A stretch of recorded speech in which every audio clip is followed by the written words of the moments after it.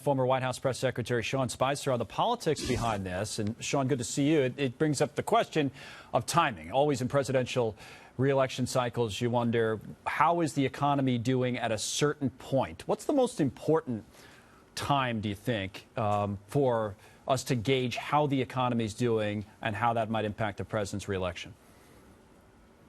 Well, I think next July and August are important. As you head into an election, one of the things that I've tried to explain to people over the years is the economy, in terms of why people vote, isn't just numbers. You can throw as many statistics as you want at someone.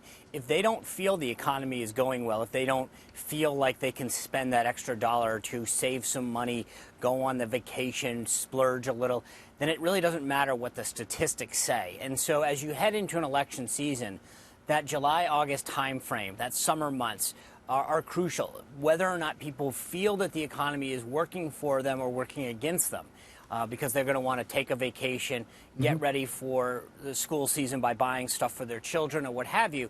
And if they don't feel it's going well, then it doesn't really matter what statistics you throw at them or what number the stock market's at.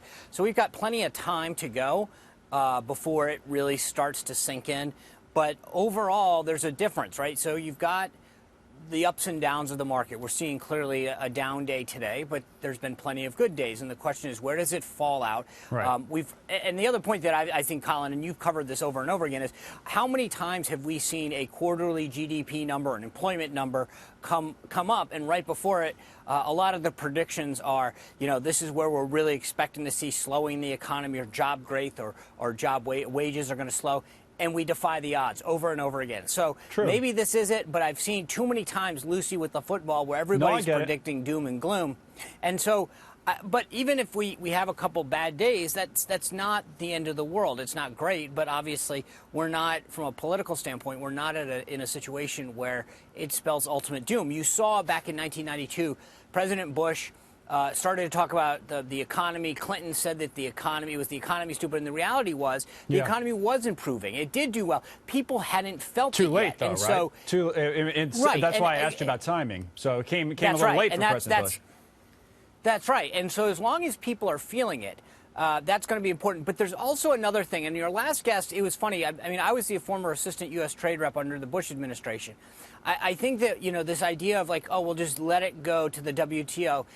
That's why President Trump won, is because he wasn't going to follow the cookie-cutter traditional path that every other politician had said. Let's bring it to the dispute resolution body. No, that's fair. But even if he's right about it, but even if it's the right thing to do, Sean, just on trade in particular, there's still consequences to it, right?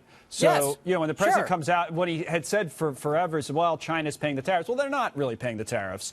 The U.S. importers pay the tariffs, and, maybe they do pass those along. So that it's a question of whether you're honest with the American people and say, you know what, this could be tough for a while. It's worth it in the end, but it could be tough for a while. We're not necessarily getting that argument all the time out of the White House, are we?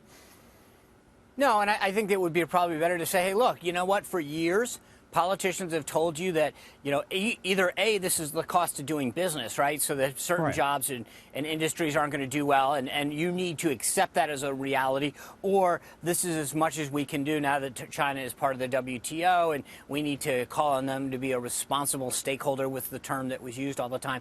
Or you have Trump that says, hey, you know what, I don't really care anymore. You're not going to get excuses. You're going to get somebody who stands up, uses all the tools in the toolbox, whether it's 301s, 302s, other things, and I'm going to fight for you. I would But again, rather, economic consequences of that. I mean, you have to say they could be tough. Yes, and I think that it would be smart, because it will be tough. I think that China is a powerhouse, and the thing is that they can withstand a lot, because being in a dictatorship, they don't have to worry about the day-to-day polling that a democracy might have to deal with in terms of the politicians. That being said, everybody knows that China is uniquely dependent on our economy as an export market, and they need things like soybeans big time to make their economy move, so that we do have certain mechanisms and levers that we can pull. I agree with you that if the president went out there and said, guys, I'm going to, for the first time in either party's history, stand up to China in a way that's never been done before. It may not be pretty, Sean. It may not be tough. Unfortunately, I'm sorry to cut you off. But I think that would be a much more strong. No, I get it. That would be a better argument. Yeah, then we can. Let's continue this, hopefully at a fairly soon date. Sean Spicer there, back in a moment. Dow down 621.